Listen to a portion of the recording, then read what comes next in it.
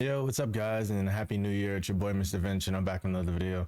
And I just want to talk to you guys a little bit about the channel and the direction we're going to go. And yeah, so as you guys know, I made a post the other day about the direction of the channel and how I want to do things from now on. And pretty much, I just want to focus on giving you guys quality with still giving you guys reactions.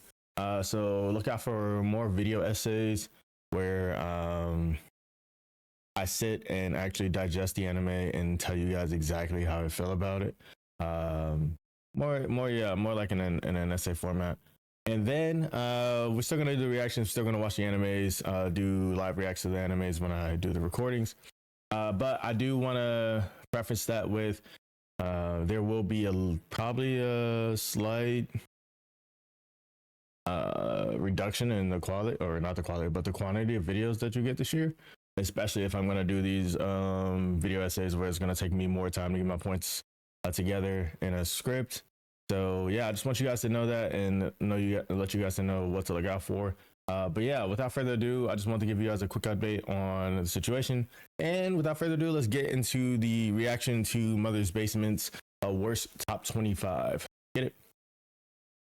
I think in that intro I said first top 25. I meant obviously worst anime of 2025. I probably didn't watch some of these. I usually skip the bad animes for the most part. I do watch a lot of trash, but you know, there's a lot of good animes this year, so I didn't watch as much trash as I usually do. So without further ado, man, let's get to it. Happy New Year, Basement Buddies. We've already celebrated last year's best anime and its finest trash, but now it's finally time to dig through the real garbage. These are the worst things that happened to anime in 2025, brought to you by all of you. That, of course, means everyone who supports us on Patreon, where you can watch clean cuts of everything YouTube makes us censor for just $1 a month, but also anyone who hits the like button, leaves a comment, subscribes, or rings the notification bell, or just watches the videos in general. It wouldn't be possible to do what I do without all of you guys, and I am grateful to every single one of you. Though I am slightly more grateful the more of all of those things I just said that you do, so please consider doing them. And also please consider watching me, Glass Reflection, and our buddy Miles talking at length about all the anime from last year, good and bad, on the latest episode of our podcast, Quest for the Best. Do that later though, cause right now we're on a quest for the worst. And just like how we kicked off the best of year list by breaking my rule against short series, I'm breaking my no sequels rule here for One Punch Man Season 3, cause there's no... Okay, everybody's been shitting on One Punch Man, obviously. I haven't got a chance to watch it. I really want to watch it. I have it downloaded on my iPad for this trip I'm going on for work. And I'm probably going to watch it just because I love season 1 and 2 and it was an enjoy anime, but I hear the animation quality dipped quite substantially for season 3, but I'm gonna still watch it. It is one of the trash or the worst animes. Supposedly, I've seen like one of the episodes had like a 2 rating out of 10 on IMDb.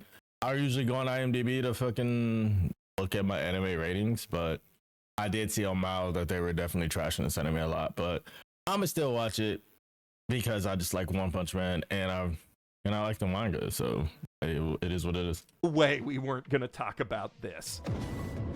おい、今からてめえを。すまん、俺も共犯だからこれ以上絡むのは勘弁して。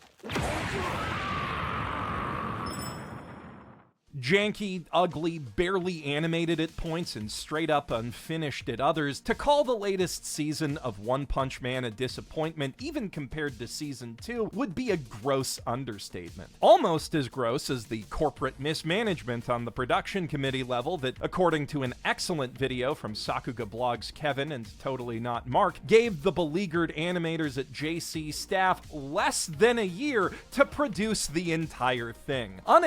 Less than a year to produce an anime is crazy, dog. What did you say? I wanted to act for One Punch Man Season 3. The one that buzzed on director at the very beginning. Do you even need to act? Of course not, really. the original director backed out and isn't doing it anymore. Damn. Acceptable conditions for any series, let alone one of the single most hyped titles on Shonen Jump's entire roster. Small wonder then that so many fans are frothing at the mouth furious over how it all turned out, though unfortunately, far too much of that anger has been piled on the staff crunching their asses off to salvage whatever they can from this sinking ship, instead of the executives who plowed it straight into a shitberg full steam ahead. Which is a big part of why this list is called the worst things to happen to anime in 2025 instead of just the worst anime. For as bad as I'm gonna point out that it just says worst anime. Sorry. One Punch Man itself undeniably is, its impact on anime discourse has been worse. The director straight up deleted his Twitter over the harassment he's been facing, which is absolutely what it is. Saying you wish the KyoAni fire happened to JC staff instead definitely is not criticism, and neither is telling veteran animators that they need to leave the industry over a few bad episodes when they were working harder to make the best of this nightmare situation in any given week than the people deliberately farming their ordeal for engagement have through their entire careers. Yeah, I don't agree with wanting violence on people for doing their job at the end of the day. Like, especially when it comes to animation, like, it's not their fault. They work for a company and the studio says, hey, I need this done. They're either going to fire you and hire somebody else, or you're going to do it because you have mouths to feed and you have to feed yourself. So you can't really be too mad at the animators. You need to be really mad at the director, like not the directors, but the higher ups in the studio itself.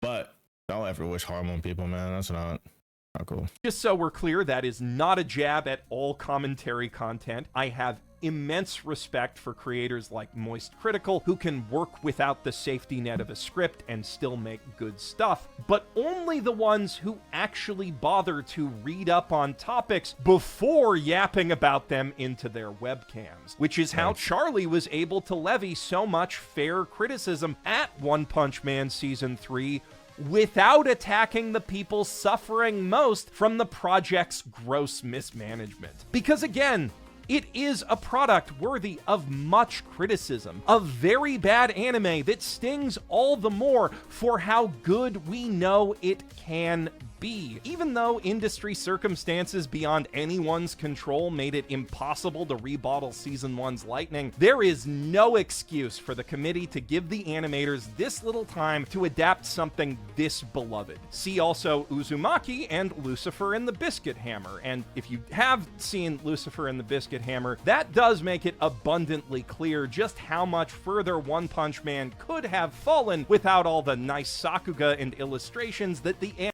Facts, because I watched Lucifer and the Biscuit Hammer, and that was pretty bad. Yeah, that was pretty bad. I mean, also, like, let's think of some other shows. Like, look at Seven Deadly Sins. Like, the animation from season 1 to the last season they put out was, like, horrible. Like, there's other shows that have actually had dips in quality, but, like, if you look at the spinoff to Seven Deadly Sins, that one is fantastic, dog. Like, I don't know if that was the original studio that did it or who did that one, but the one when they follow the kids, bro, that one is fire. Like, I think it's the Holy Knights and the Holy Grail or whatever it is, but like that one is fire, unless that's a movie. But anyway, that's fire. Animators did have time. So give them time, bro. Like, the next season might actually be some gas. Like, we don't even know. We have no idea. Maybe it won't be PowerPoint like everybody keeps saying. The draw and the storyboards that accounted for all the time that they wouldn't have in advance. I'll take janky PowerPoints with nice composition and posing over janky off-center PowerPoints of guys just sort of awkwardly standing there any day of the week, and at least they didn't f*** up the animation and the manga's story, which is why I can't in good conscience put this any lower than 10th place. I have no doubt that it's the worst anime a lot of like, Rev. Is why I can't in good conscience put this any lower than 10th place. I have no look at my man's sliding down. That is pretty bad. Doubt that it's the but you can see the grass moving if you look hard enough. You can see the grass like kind of moving as he's sliding down. but it's just so weird. Like it just looks weird. Worst anime. Like you see it, like it's moving, but it just A lot of you, quite possibly the majority of all anime fans, have ever seen. But that's only because most anime fans don't go out of their way to watch Gohan's shows.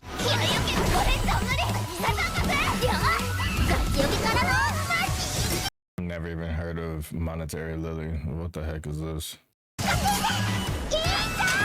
In a post-Porygon dimmed anime world, Gohan's is the only studio whose work consistently makes the phrase "that hurt to watch" completely non-hyperbolic. To their credit, they have come pretty far from the motion sickness-inducing Temu Fodable shots of handshakers, but not that far. Momentary Lily may not give you a full-on migraine, but you'll still walk away from most episodes with a serious headache and a newfound appreciation for the Why does the background look like that? It looks weird as heck.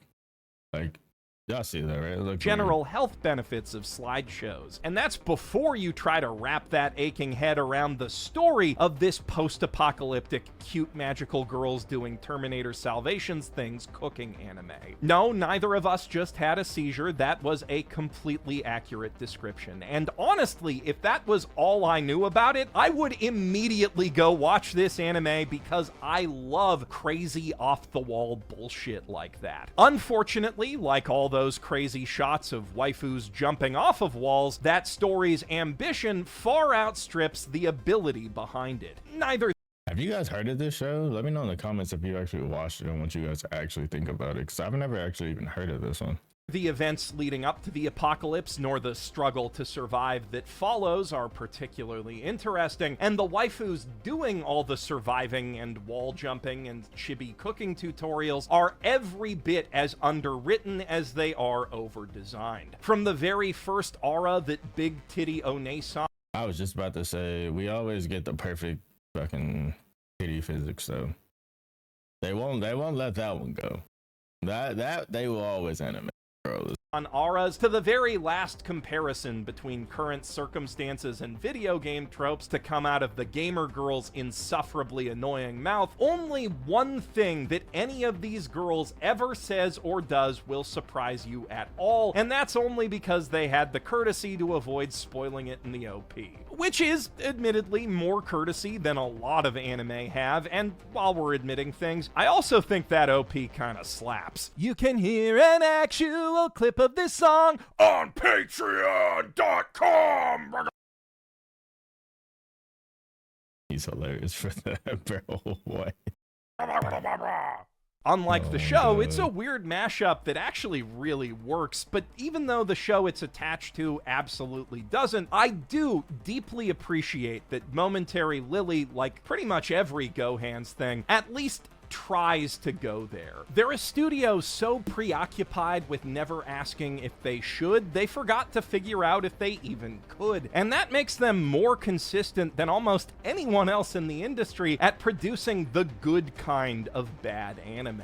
The kind where the sheer conceptual insanity and executional ineptitude of it all wraps all the way back around to being entertaining again. Though that said, we almost had one of those for husbando enjoyers too this year in Classic Stars. You guys know how I feel about CGI. I just do not like it. I just hate it. Like, it just looks weird to me. I just can't. Classic Stars is set in an elite private art school with a dark secret, running non-voluntary experiments on students where they inject them with the DNA of classical composers to create the ultimate boy band of super soldiers and dominate geopolitics via emerging holographic concert technology. Unfortunately, that sentence is the most interesting thing about the entire show. The twink and twunk archetypes comprising the boy band make Momentary Lily's waifu lineup look bold and creative. The overarching plot is barely a factor, at least as far as I could bring myself to watch it. The original soundtrack is dominated by J-pop remixes of classical songs that range from blandly forgettable to unbearably cringy, which is the exact same range the animation had. as in a fun coincidence. And the CGI dance sequences make wand dances look still bad, but not that bad. There is some possibility this one pops off after I dropped off. I do see some serious potential in the concept of Beethoven alters evil boy band, but nowhere near enough to keep putting up with the crap I did in the first few episodes. A premise this wacky should never feel that boring. Let me know if you guys watched that one, and let me know what you think in the comments, because I haven't seen that one as well. I mean, a lot of these are the worst of 2025 I probably haven't heard of or haven't even seen, or I just read the reviews and I just was like, yeah, no, I'm not going to waste my time with this. So now, I'm a noble on the brink of ruin, so I might as well try mastering magic. That's a premise you expect to be boring, and boy howdy does it ever deliver. I thought he was about to say something else. I thought he was going to say it was actually good, but nope. It is the worst of 2025, so I don't even know why I thought anything differently. As you already guessed, like 3 words into the title, Noble on the Brink is a bog-standard lit RPG thing, notable mainly for how fast it speedruns through all the early game lit RPG bullshit you've seen a billion times before to get to the end game lit RPG bullshit you've only seen a million times before, because most of these things never get a second season. Despite the show not being an isekai, Protag manages to achieve passive income by inventing instant ramen, master silent multicasting, and attain a personal pocket dimension all in episode 1, acquires 3 harem girls and a knighthood by the end of episode 2, then upgrades that to a barony in episode 3, and soul bonds a motherfucking dragon for good measure. Perhaps this pacing worked a little better in the web novel with 5 stat boxes between every paragraph, but whoever edited the print version must have accidentally gotten some meth in his cocaine if he thought it was even remotely acceptable there, let alone the manga or anime. I'm a sucker for a good progression fantasy, or even just an okay one. I'm currently 9 books deep in He Who Fights with Monsters, but the thing that makes them so addictive is the progression part of the fantasy. If you skip over that, all you're left with is a shitty Dragon Quest fanfic where the plot mainly consists of everyone taking turns to see who can suck Erdrick's the hardest, and this is... Yeah, it already sounds like something I'm never gonna end up watching. Just that animated by Studio Dean. Yet somehow, it could still be worse. この切り株を真っ二つに切れたら冒険者になっていい。はあ！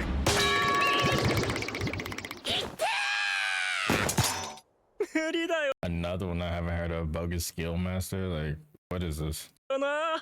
Bogus skill, Fruit Master. About Fruit that Master. time, I became able to eat unlimited numbers of skill fruits Oh, he's eating devil fruits.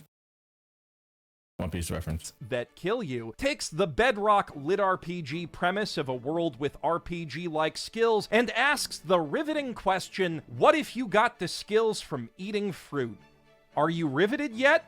Oh, right, I forgot to mention that the fruits kill you if you eat more than one of them, so if you get a bogus skill, you're kinda just for life. And you'll never guess what happened to Protag-kun. Of course, his sexy childhood friend he dreamed of adventuring with got the bestest skill ever.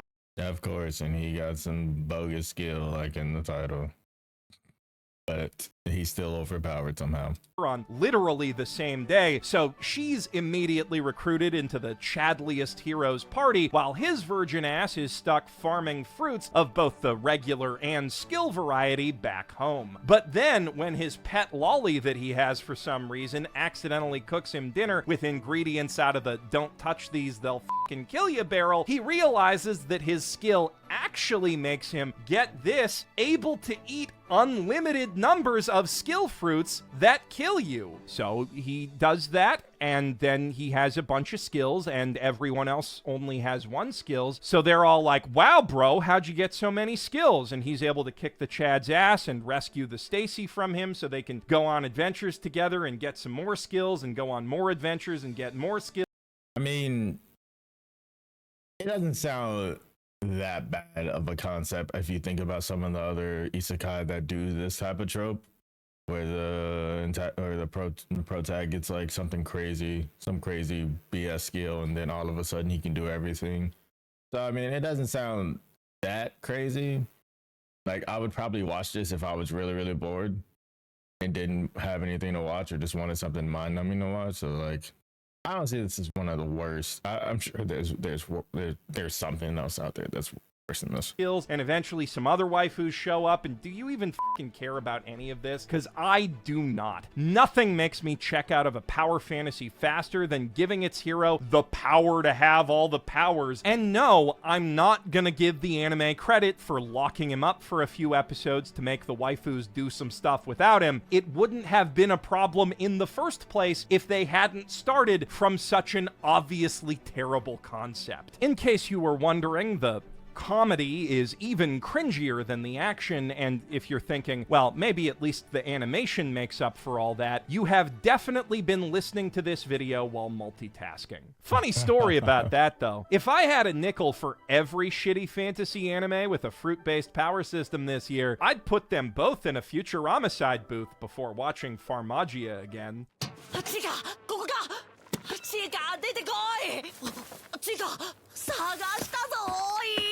Bro, where do these animes be like showing at? Because I mean, I watch Crunchyroll and I have High Dive and Amazon Prime. I don't see any of these. Like, where are you watching these?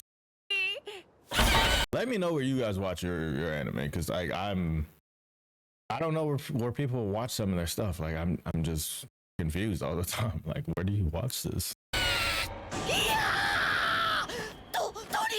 Now, at first glance, some of you out there are probably inclined to jump to this anime's defense, as it bears the unmistakable exactly 6 faces of a Hiro Mashima joint. Don't be fooled, though. The story of this monster-collecting farm sim Muso thing is merely the product of 2 game designers with almost no writing experience between them, doing their best impression of the fairy tale creator's style of storytelling and humor, which,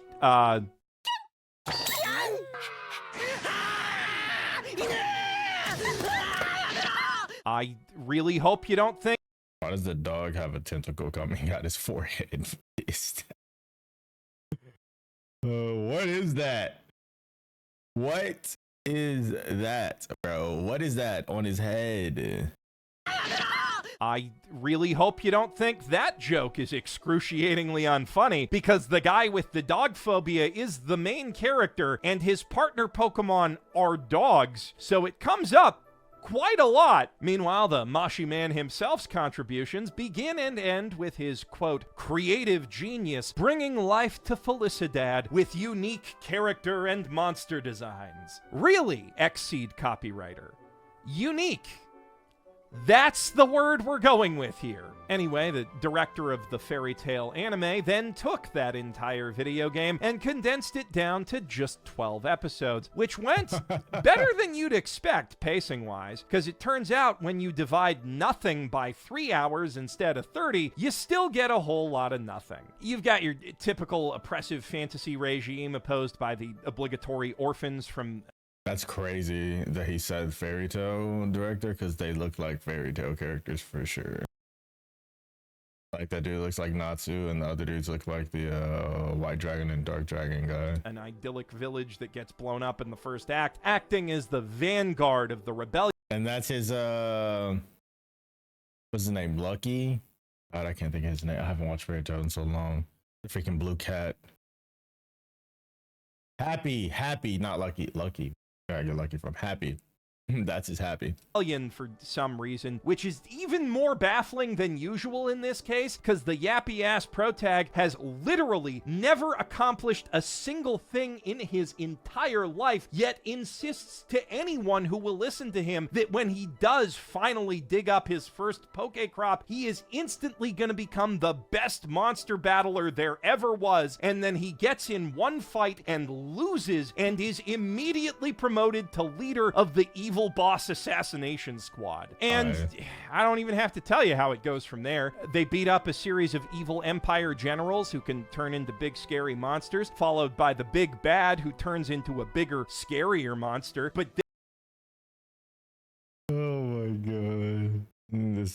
hilarious. He's like, hey, this story is very, very similar to a story you already know, aka Seven Deadly Sins. Then it turns out there was an even bigger bad working behind the scenes all along, so they go beat that guy up until he turns into the biggest bad of all in space, and then they beat him up some more until world peace is achieved. A fine enough excuse to engage in a gameplay loop for a couple dozen hours, I guess, but nothing worth adapting an anime over, and even by the standards of phoned-in game commercials, Farmagia feels phoned in as Still, better to see a mediocre game get that treatment than a story people actually cared about. おー、すごいですね。大したことないです。魔法使いならみんなできます。 By all accounts, Promise of Wizard the game is actually really good, but you wouldn't know it from the anime, which is one of the boringest commercials I have ever sat through, and the only one with the audacity to dedicate most of an episode to the main character doing a gacha pull. At least as far as I've seen. The last period anime actually made a pretty funny running gag out of the characters trying to solve problems with the gacha mechanic and repeatedly pulling absolute trash, but that's not quite the same thing. It is possible that some other gacha Yeah, I have no idea what this anime is. anime made an episode. I don't think it interests me either. It's crazy the amount of animes that come out and you just, because there's so many of one season. Like how can you watch all these? Like I give these dudes props that can make these videos about all these animes that I've never heard of, because it's like, bruv, how and where do you watch these, and like how do you find the time to watch these over a year? Like, what, at minimum there's like 20, probably 20 animes a season. There's 4 seasons. You're watching at least 80 anime. Like, you have to only be watching the first 2 episodes, if that. Like, out of it too, but I wouldn't really know because I don't exactly make a habit of watching these things past episode 1. Except I am... Well, he just explained it to me right there. Episode 1. He watches 1 episode. That makes more sense. Okay, gotcha. Fully caught up on both Uma Musume Cinderella Grey and Twisted Wonderland episode of Hearts Labule. Cinderella Grey is on my watch list right now because I hear that is absolutely fire. Like, absolutely fire. Like, fire. So I guess let me know if you guys actually watch Cinderella Grey, because I'm very, very interested. I have to watch something else for a video, but it is next on the watch list for sure. kind of did make a habit of it this year, and that last one in particular makes for an especially unflattering comparison to this Magic Husbando Collector, where all the characters are loosely based on classic Western stories from the public domain. Admittedly, Promise of Wizard the game does have some advantages in that department due to reaching beyond your typical Disney fairy tale bubble for influences ranging from Faust to The Secret Garden to the Bible to...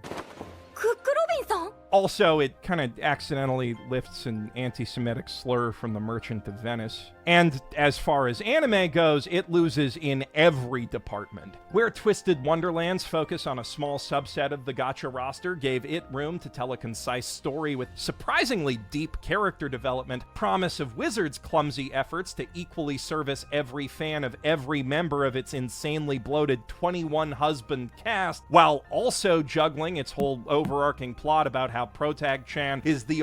How do you juggle 21 characters that are essential to the story? That's insane. Only one who can bring all the bickering twinks together in time for their annual fight with the moon, ensures that almost none of them get enough screen time to meaningfully satisfy those fans, let alone go through anything resembling an arc. And while all of those too many husbandos are drawn decently handsomely, that's only until you see them move, which you won't, generally, because this is one of those anime that's only animated sometimes is a little treat. Even so, that's not quite the dirty.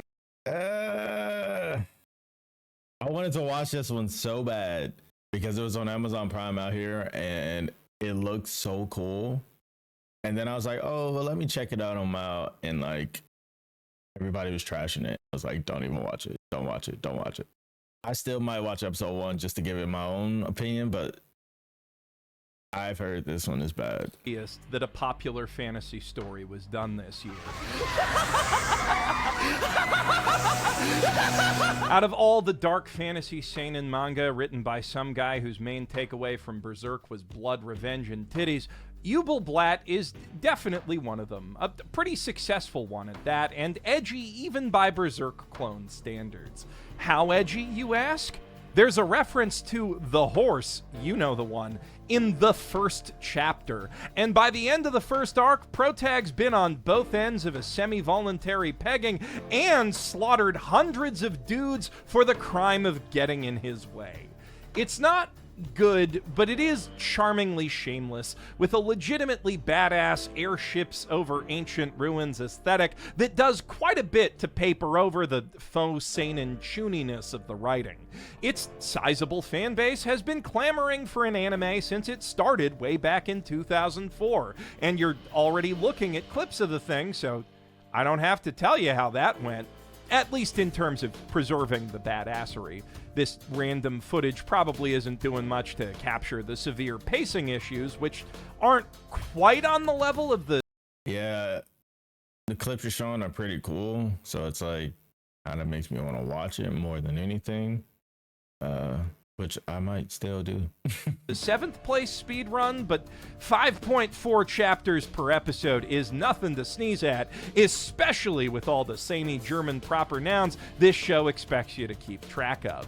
And it makes itself even harder to follow by completely skipping its own prologue just because it had too many phrases. This ties into another problem that you're not going to see in the footage, because Amazon Prime explicitly ordered the studio to cut it entirely from the source material. Wow. Titties and sex in general, which is a pretty big omission from a manga notorious for turning into straight up and in its back third. Though somehow they didn't cut the bit where a very young orphan girl is forced to put on lingerie while the hero repeatedly tells her, "Your name is PP now," and refuses to let her correct him in episode 1. But, you know, long as no one sees a titty, I'm sure the international Amazon Prime audience is gonna have no problem with that. To be fair, I actually didn't see the show catching any Diddy accusations on release, but that's probably because absolutely none of the people who might make them even slightly wanted to watch it. So that's one way around the Mushoku Tensei problem, I guess. I mean, Mushoku Tensei is what it is, and it does a great job at being what it is, so I think you could have got away with showing whatever you wanted to show in this anime, and people still would have watched it. It probably would have been more appreciated and wouldn't be on this list. Just make the anime terrible. Not that it's even remotely comparable to that. At best, this shit would have been Goblin Slayer tier, but at its worst, which is how we got it, it's just plain sad, even more so in a year with Clevites. There are few things in this world Clevites, straight fire, a bop. Fucking fantastic. more pathetic than a dulled down edgelord. Though off the top of my head, I can think of one. Sadly, the new Rent-A-Guff season fell exactly 4 chapters short of giving me an animated version of that meme, so it's not even worth breaking my sequel rule again to dunk on. But somehow, Reiji Miyajima and Doga Kobo managed to make something even more detestable. It appears that I still lack critical. Oh my god. Yeah, this show lost me within the first 2 episodes. I just stopped watching it. I was like, Bev, I'm over it. Like, he finds out he's not actually related to any of the girls. Bro, whatever. It was so weird. Understanding of the facet of romance. Perhaps it's contingent on an instinctual spark at the first moment. Look at this man, bro. Blushing and staring at his sister's butt. Yeah. Of contact. I wonder, can a younger brother fit the bill? She can't meet us, can she? Come on, that's my sister. Now, don't take me as some Puritan aghast that the uh-oh stepbro anime went too far. My gripe is it didn't go nearly too far enough. As Okay, Mother's Basement. Turn down the horny levels.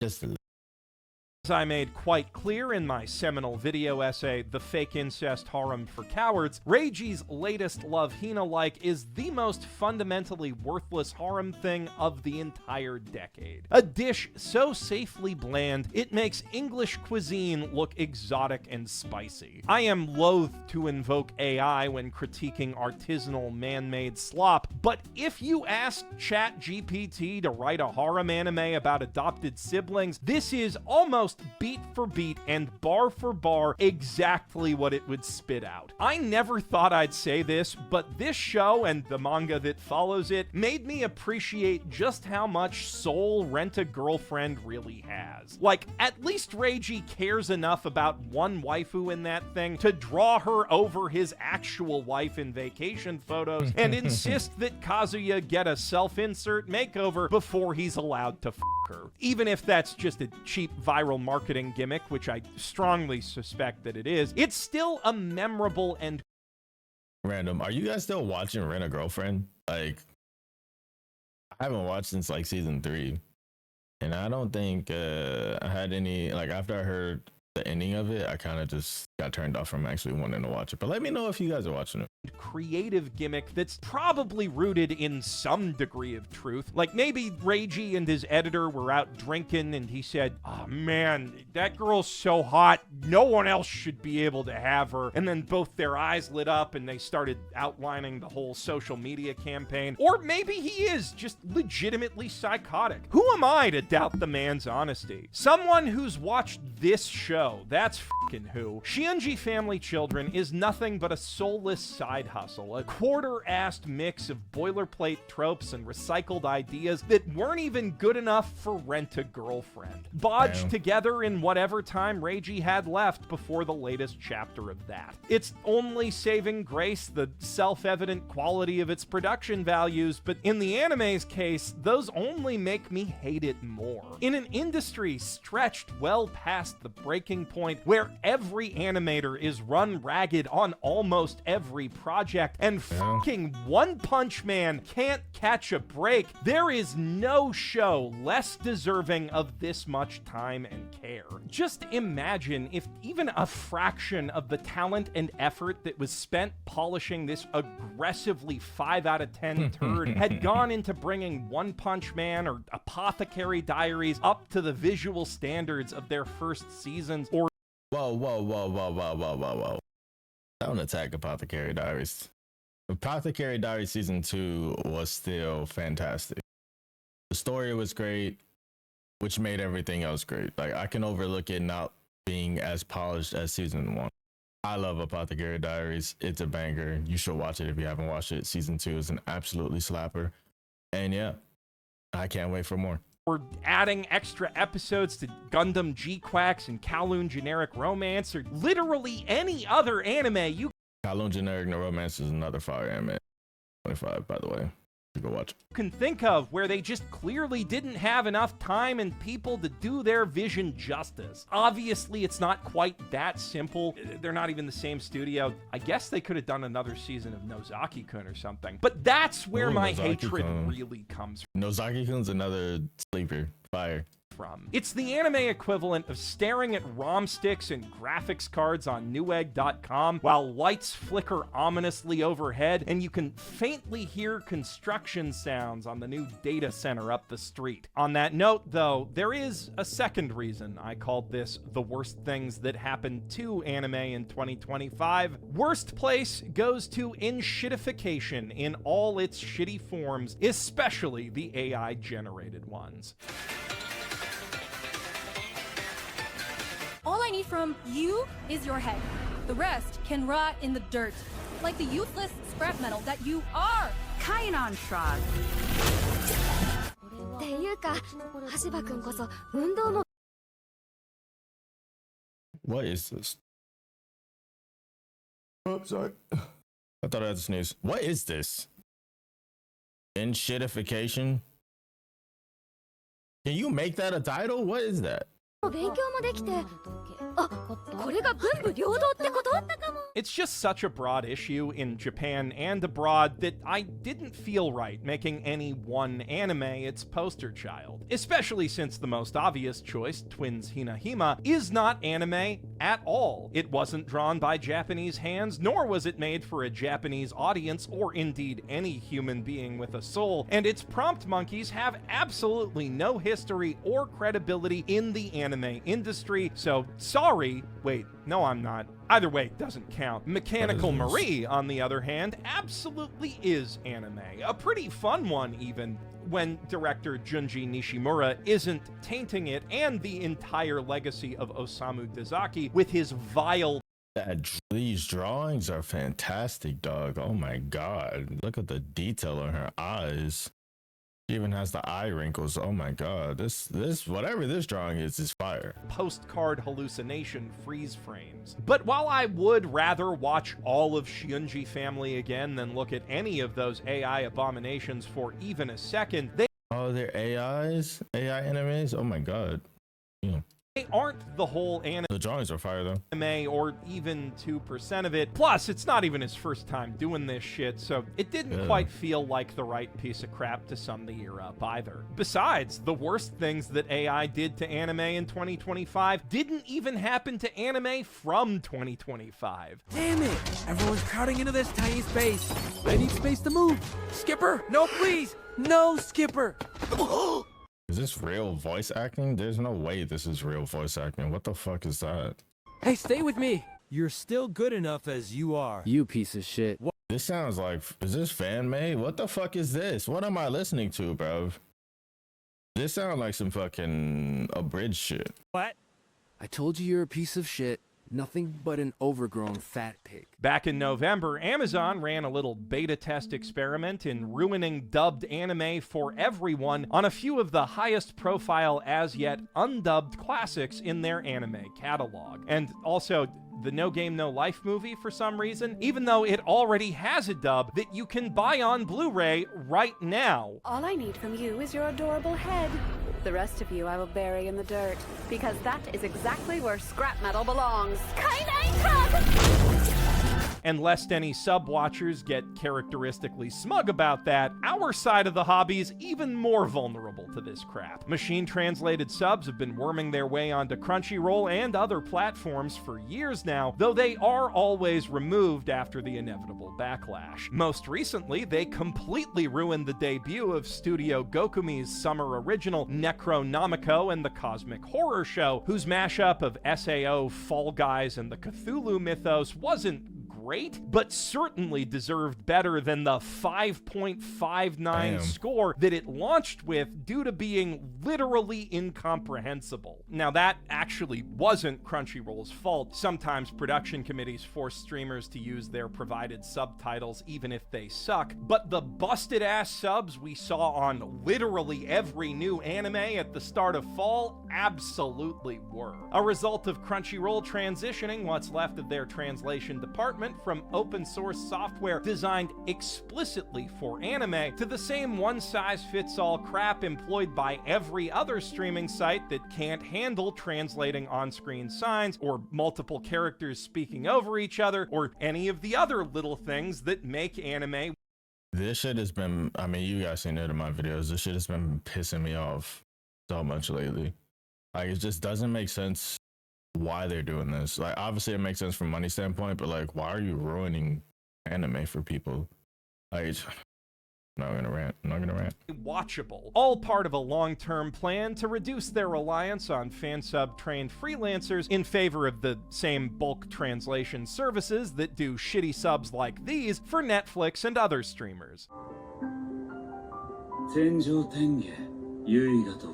Sources inside the company have confirmed that Crunchyroll is still moving forward with these plans even after the backlash, which wasn't quite big enough to stop them, and we may start seeing the results on anime released as early as the current winter season. I made a short explaining more about the situation, linked in the doobly-doo, if you want to maybe help make a larger backlash to do something about it before it's too late. But all of these problems are really just symptoms of a much larger one, which is that the purpose of companies is not to meet consumer demands for goods and services at the most broadly acceptable price point that still covers their expenses, like how the liars at your school told you it's supposed to work, but rather to perpetually inflate their own stock prices to create infinite returns on their shareholders' speculative investments. This in turn requires companies to show growth in profits every year and quarter forever, even if the market.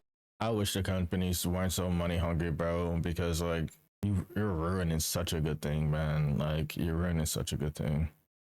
Fan dubs are gonna come back for sure because like this is ridiculous, man. Like I'd rather pay to listen to a fan dub of something that's literally translated correctly and given the right emotion than some fucking AI generated bullshit, man.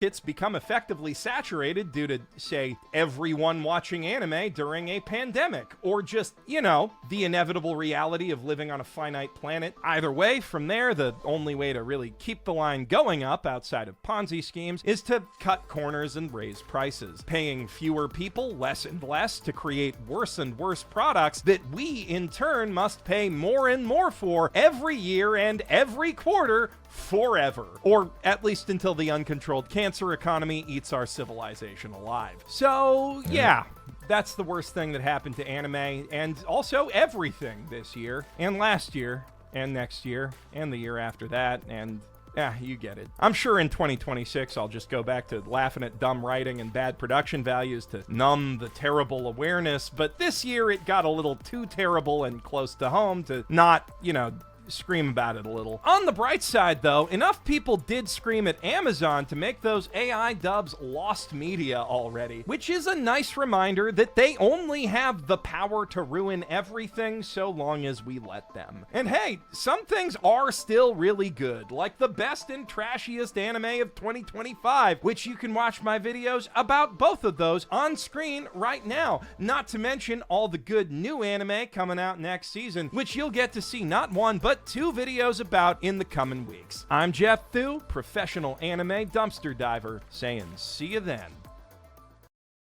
Facts, bro. Like the Crunchyroll situation is definitely frustrating. I ranted about that multiple times on YouTube, Instagram, Twitter. It's just frustrating, man. Like I don't want to watch a show and like something comes up on their phone and I don't understand it. Like it was a reason why 2 years ago I started learning Japanese because like I was just like, bro, I can't deal with this. It's freaking frustrating.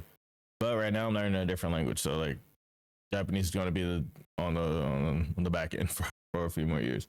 But it's just like, bro, like why? Like why are we doing this? I mean, something's gonna happen. There's going to be probably, I mean, I won't say a mass exodus of Crunchyroll people, subscribers, because I highly doubt that'll ever happen because, like, people want to watch their shows regardless. Or we're just going to have to deal with it, or somebody's going to have to step up and, like, make a new company that can rival Crunchyroll. I mean, Funimation was supposed to do that, and then that didn't happen, and they ended up buying them. So it's real hard. It sucks out here sometimes being an anime fan, especially with the shitty dubs. But it is what it is. I mean, if you guys watch any other shows in different countries or shows from different countries and different languages, like real shows, like it's the same situation there.